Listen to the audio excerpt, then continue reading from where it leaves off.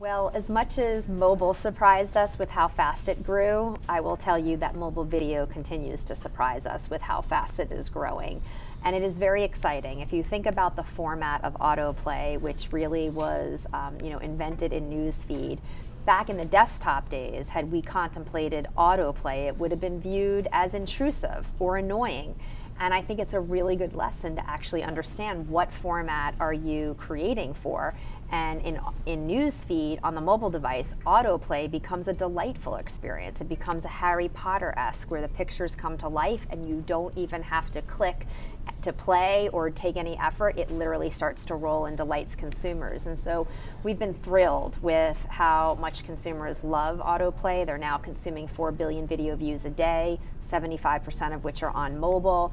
In some countries, we have video growing at triple digits, and there's regions of the world like the Middle East that are the highest consumers of video across the world. And so we're very excited about it. We think that there's huge opportunities for brands. Brands have always loved the video format. For decades, brands have put that format in the large television screen and sight, sound, and motion. And now when you talk to a brand and you say that they actually can tell their story in this video format and bring it to life for, let's say in the United States, over 100 million people a day on the mobile device, or 22 million people in the UK a day, brands are actually delighted with this opportunity. So I think we're in the really early stages, but we are incredibly bullish about video. So Carolyn, tell us what's going on in terms of activations by brands. Give us a range of activations that are going on.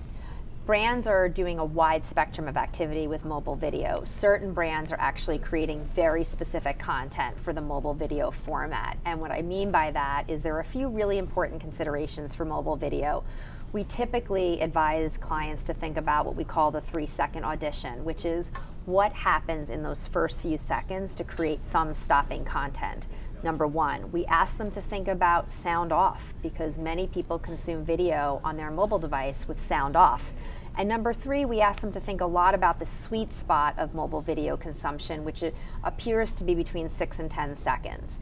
However, we don't want them to limit themselves to just seconds. We like to say, think of stories and not seconds. And we have many examples on the platform.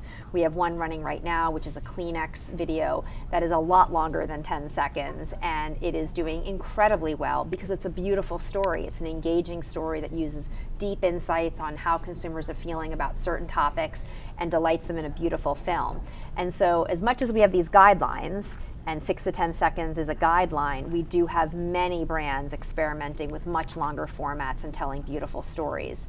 And then we have brands that are really in the very early days and still have their 30-second spots that they would typically use on television or distribute through perhaps a digital video platform like a live rail, and we're working with them to figure out what's the best way to distribute those particular assets. But I will tell you that without question, most of my meetings in Cannes that I had 2 weeks ago were very much around how do we become better marketers with mobile video? How do we reach these extensive audiences at scale and really tell our stories to people in a format that marketers have loved for decades?